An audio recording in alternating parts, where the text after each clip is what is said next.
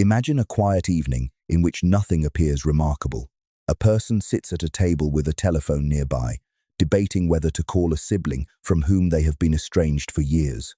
The number is known. The words are not. One moment brings the urge to reach across the silence. The next brings back the old injury, the fear of rejection, the stubborn thought that perhaps too much time has passed. Looking for distraction, the person opens a book that has not been touched since childhood. Before a single line is read, something slips from between the pages and falls to the floor.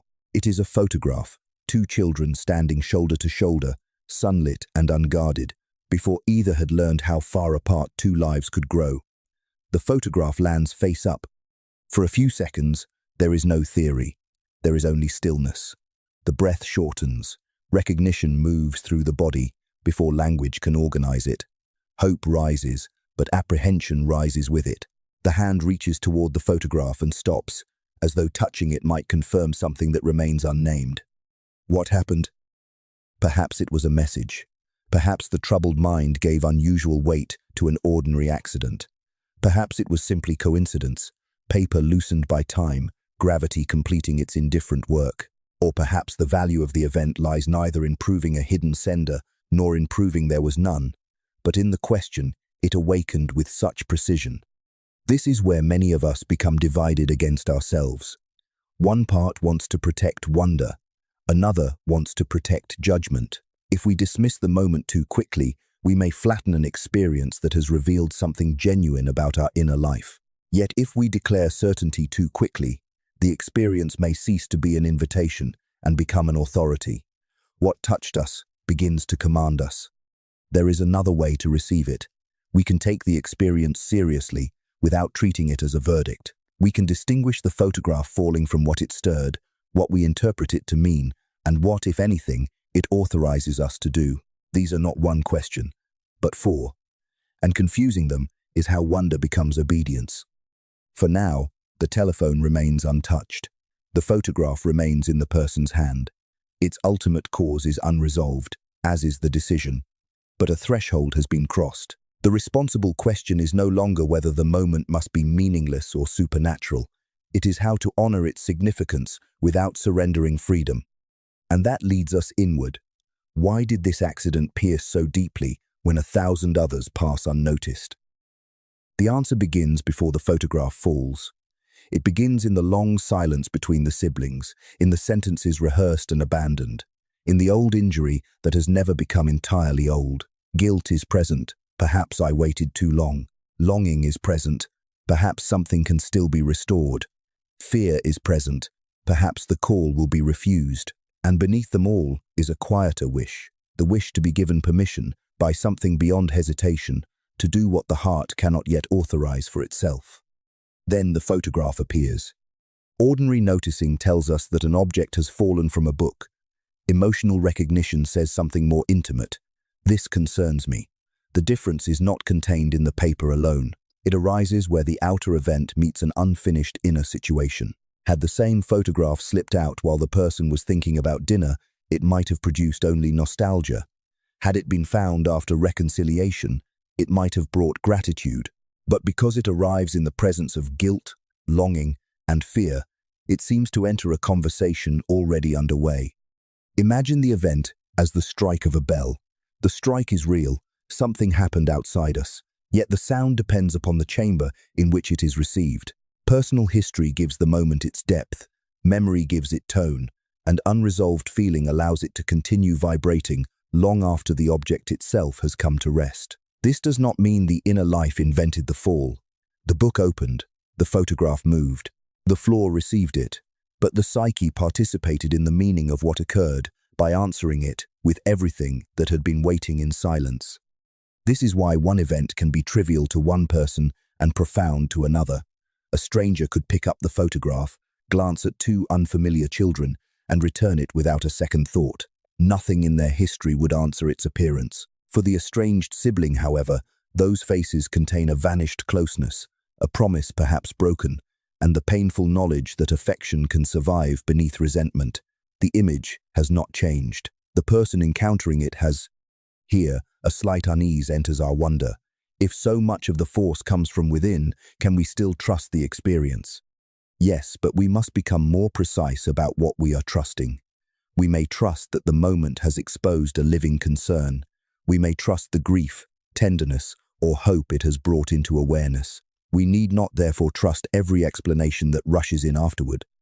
So the first task is not to decode the intentions of the universe. It is to pause and ask, what in me has been awakened? What was already waiting, fearing, or listening when this occurred?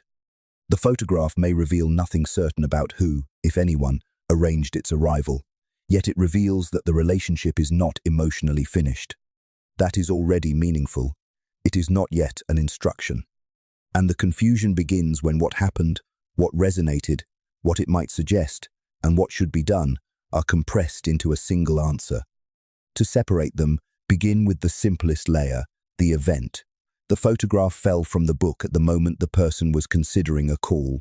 This is the observable occurrence. It can be described without deciding why it happened or what it means. The timing belongs to the event.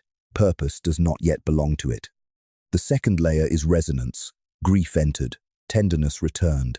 Fear tightened the body, and recognition made an ordinary piece of paper feel suddenly intimate. These responses are not false because they arise within.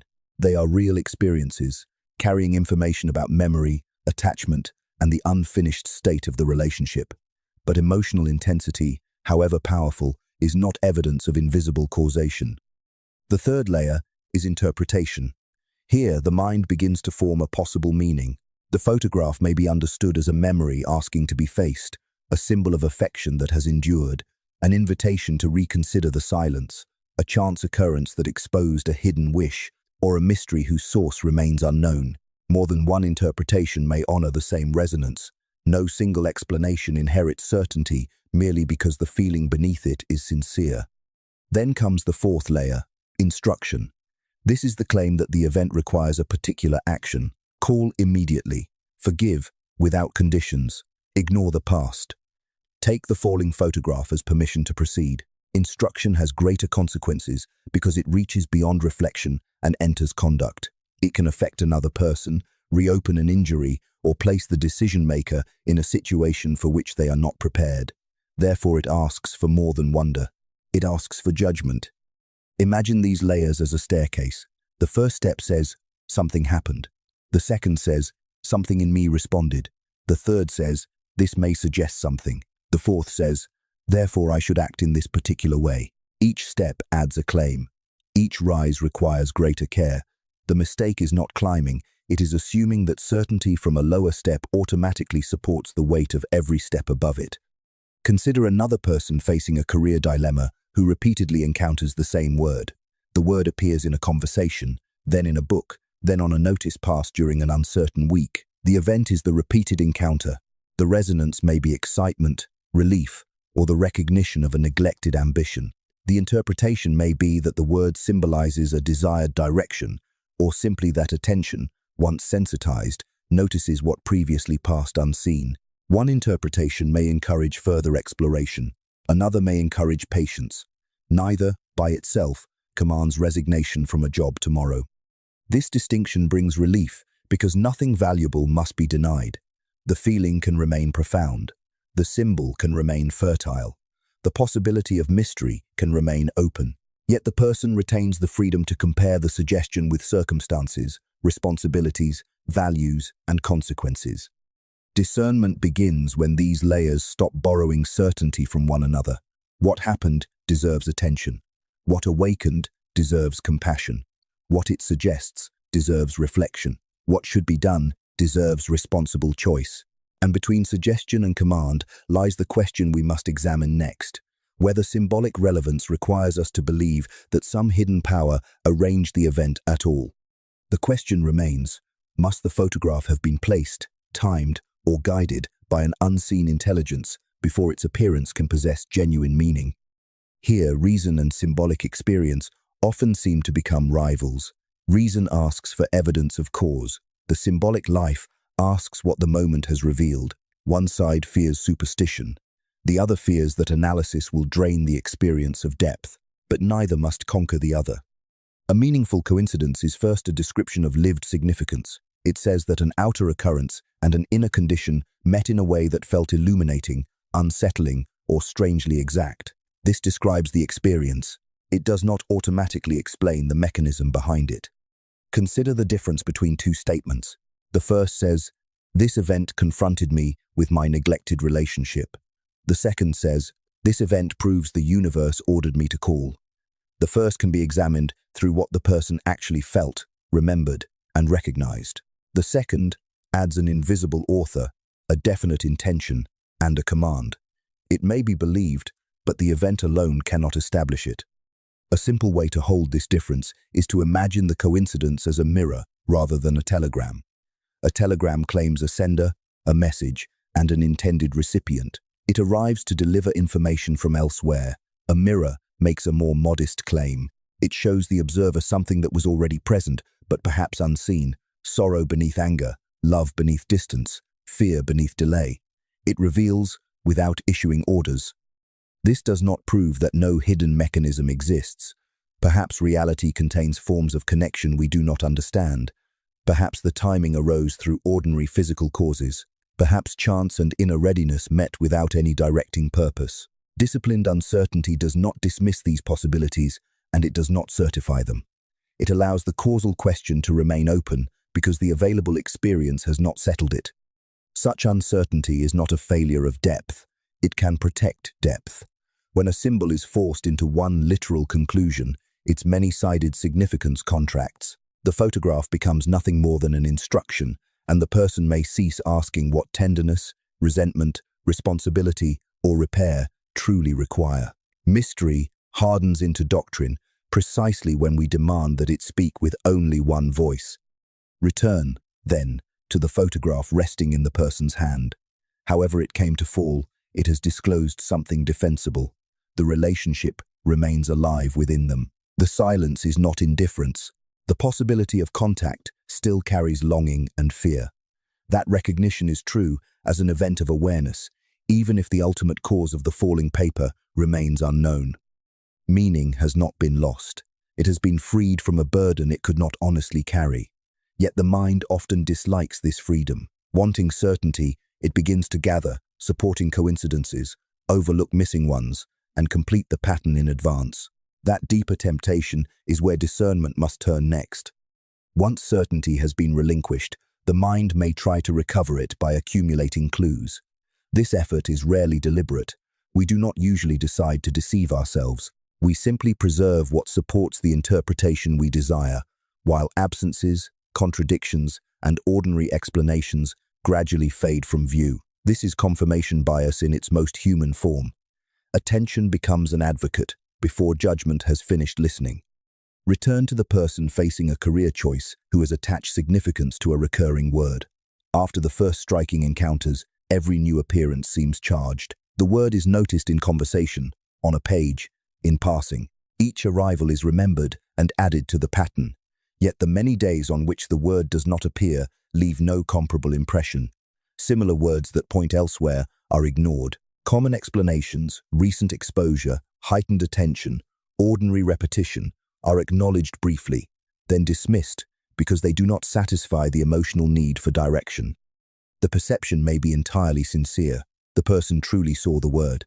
The timing truly felt remarkable.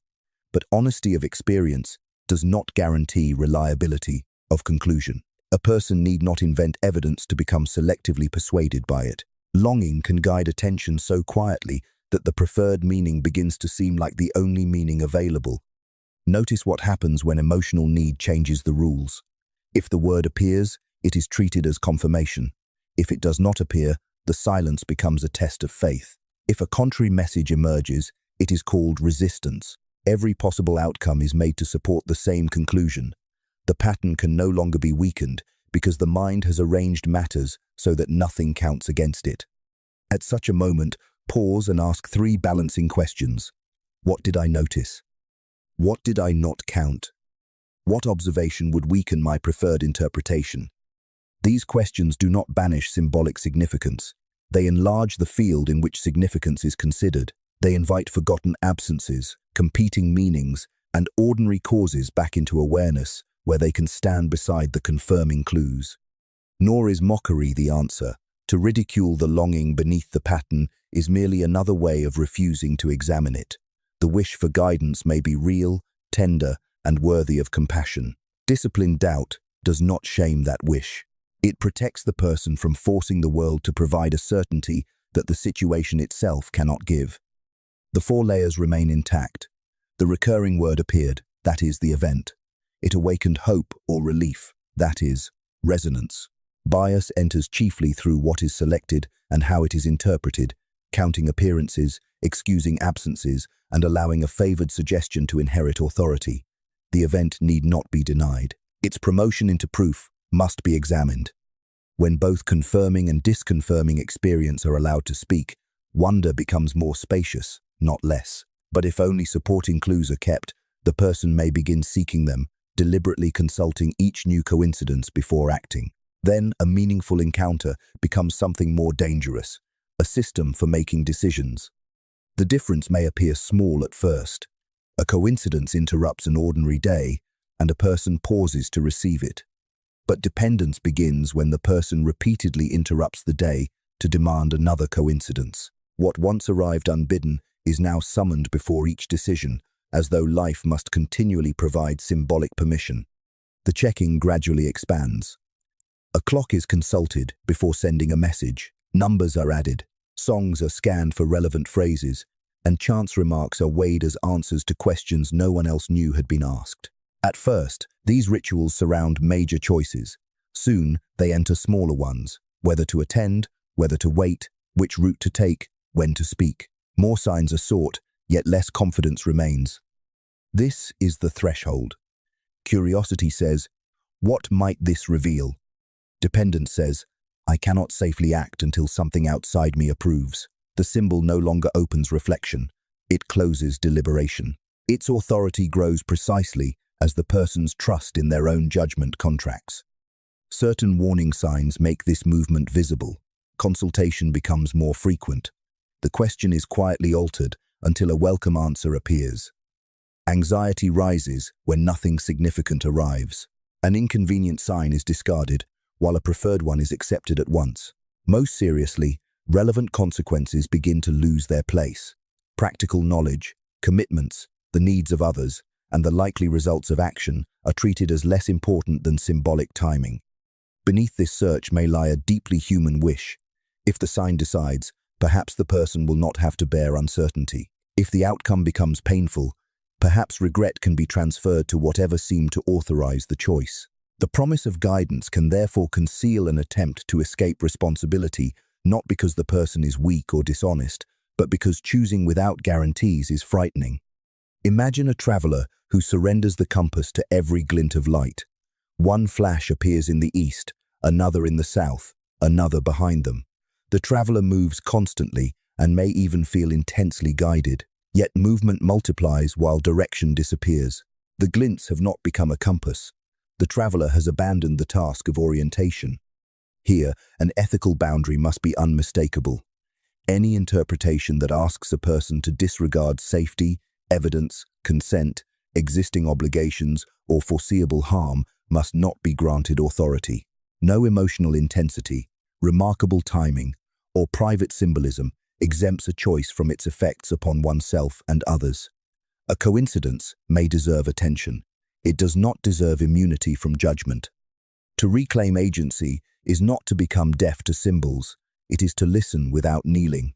The conscious person may receive the image, honor the feeling, consider the suggestion, and still say, "The decision is mine, and I remain responsible for what follows."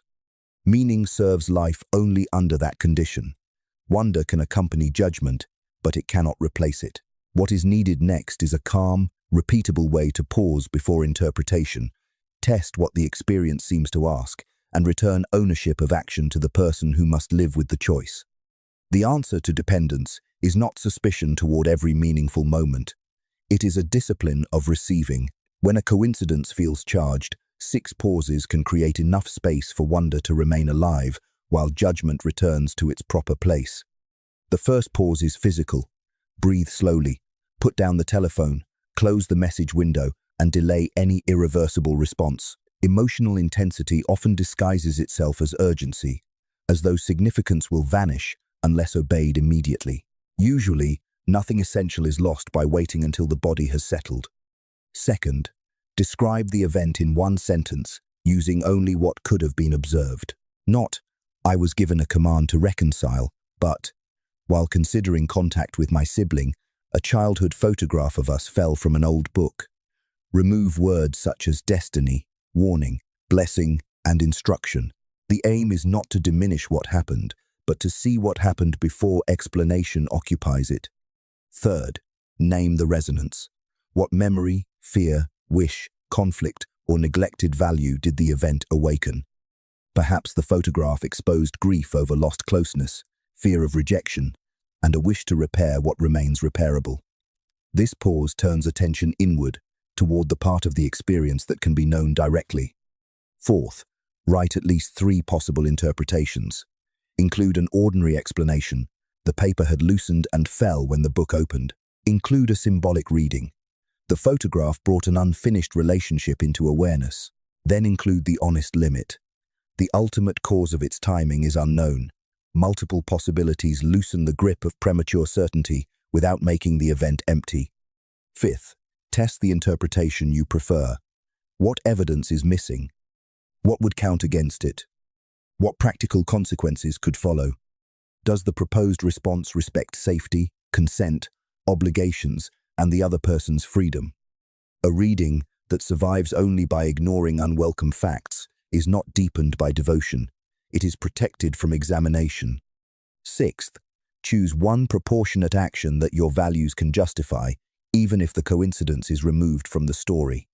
This is the decisive test. If reconciliation matters, the person may draft a respectful message that acknowledges the distance and leaves the sibling free to respond or remain silent. The action rests upon care, honesty, and respect, not upon a promise that the photograph guarantees forgiveness or a favorable reply. The photograph has therefore begun reflection without deciding its outcome.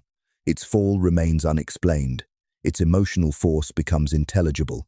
Its possible significance is honored. Yet the person retains responsibility for the words, the timing, and the consequences of contact. A simple journal can support this practice. Divide a page into 2 columns, what occurred and what I added. Place observations on one side and feelings, meanings, assumptions, and proposed instructions on the other. Then finish with one line. The responsibility that remains mine is. This sentence returns the experience to conscious choice. Sometimes that choice will be a small action. Sometimes it will be further conversation, more information, or a period of waiting. Sometimes the practice will end with no action at all. Restraint can be conscious rather than fearful. Discernment does not solve the mystery. It changes our relationship to it. The coincidence may illuminate what matters, but values and reality must shape what follows. And even then, no practice can promise how another person or life itself will answer. That is the next difficulty. Acting when responsibility is ours and certainty is not. Once the hope of a guaranteed reconciliation is removed, the choice becomes quieter and more honest. The photograph cannot promise forgiveness. It cannot ensure that the sibling will answer, understand, or welcome contact. It cannot undo the years between them. The person must decide without knowing whether the gesture will begin repair, reopen pain, or meet silence. But uncertainty about the outcome does not erase every reason to act. Love may be a reason. Honesty may be a reason. A sincere wish to repair what can be repaired may be a reason. In another situation, respect for a necessary boundary may be the wiser reason for remaining apart. A reason helps us choose what we can stand behind. A guarantee attempts to tell us what the choice will produce. These are not the same. The photograph can therefore be received as a question rather than an instruction. What relationship am I being asked by my own conscience to examine? That question does not decide whether contact is appropriate. It brings the neglected matter before awareness and asks for a conscious response. For one person, that response may be a modest message, no demand for forgiveness, no claim that fate requires reunion, no attempt to make the other person responsible for relieving years of grief. Only an honest acknowledgement of distance and an opening that may be accepted or declined. For another, examination may reveal that contact would violate a needed boundary or repeat an injurious pattern. The responsible act may then be to maintain distance, while privately admitting the sorrow beneath it. One person sends, another refrains. Neither choice becomes mature merely because it feels difficult. Its maturity lies in how faithfully it respects reality, values, and the freedom of everyone involved. We often imagine that courage should arrive like a floodlight, revealing the whole road and proving that every step will end well. More often, awareness offers only a lamp. It shows enough ground for the next movement, while the greater distance remains concealed. Limited sight is not evidence that one must remain motionless. It is the ordinary condition of responsible choice. Agency includes more than making the decision.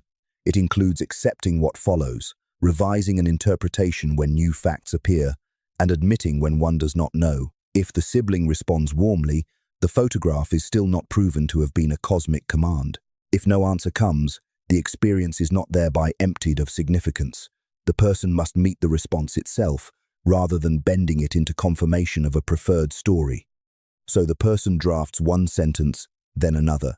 The message acknowledges the long silence, expresses care, and asks for nothing immediate. It is set aside. Later, it is reread for honesty, pressure, boundaries, and hidden demands. No dramatic vow is added, no prophecy is claimed. Then, freely, the person sends it. The screen offers no revelation afterward. The answer may come soon, much later, or not at all. Yet the choice now belongs to the chooser. The photograph raised the question. Conscience, judgment, and courage shaped the reply. The lamp revealed one step. It never promised the road. And so the photograph remains where certainty cannot reach it. Perhaps its fall was entirely ordinary, paper loosened by time, gravity completing what age had begun. Perhaps its timing belongs to a pattern the person cannot explain. Perhaps no final account will ever arrive. Yet the experience has already done something real. It brought an unfinished relationship into awareness, revealed the longing concealed within hesitation, and invited a decision that could be examined rather than obeyed. This is the quieter wisdom hidden within the moment. An event is not its explanation. A powerful emotion is not proof of a hidden cause. A symbol is not a command, and uncertainty is not the absence of meaning. Disciplined reflection does not lock mystery outside. It protects mystery from being seized by fear, shaped into the answer we desire, or turned into a ritual of dependence. Without discernment, we may force the unknown to speak in our preferred voice. With discernment, we allow it to remain larger than our interpretation. We can be moved without becoming ruled. We can wonder without pretending to know. The mature relationship is therefore participation, not submission. Notice deeply what has occurred. Interpret modestly what it may suggest. Test honestly what longing, bias, or anxiety may have added. Then choose consciously, with attention to consequences, boundaries, and the freedom of others. The coincidence may enter the deliberation, but it does not own the decision. Something subtle changes when we live this way. We are no longer waiting for the world to authorize what only we can responsibly choose. We become capable of listening without surrendering, questioning without becoming cynical, and acting without demanding that uncertainty disappear first. The transformation is not from doubt into perfect knowledge. It is from dependence into conscious relationship. Pause now and remember a coincidence that still carries emotional force. Do not solve it. Do not dismiss it. Write one sentence. What this may reveal in me is. Let the sentence name the grief, hope, fear, desire, or neglected value awakened by the event. Then write a second. The responsibility that remains mine is. Let this sentence be modest and concrete. It may name a conversation, a boundary, an apology, a period of waiting, or simply the willingness to see more clearly. The sibling's answer remains unknown. The cause of the falling photograph remains unsettled, but neither uncertainty prevents a conscious life. Perhaps the deepest meaning of coincidence lies not in discovering who arranged it, but in the awareness with which we receive it. Then mystery can walk beside us, neither dragged behind us as superstition nor enthroned ahead of us as fate, but welcomed as a companion whose presence deepens attention while our choices remain our own.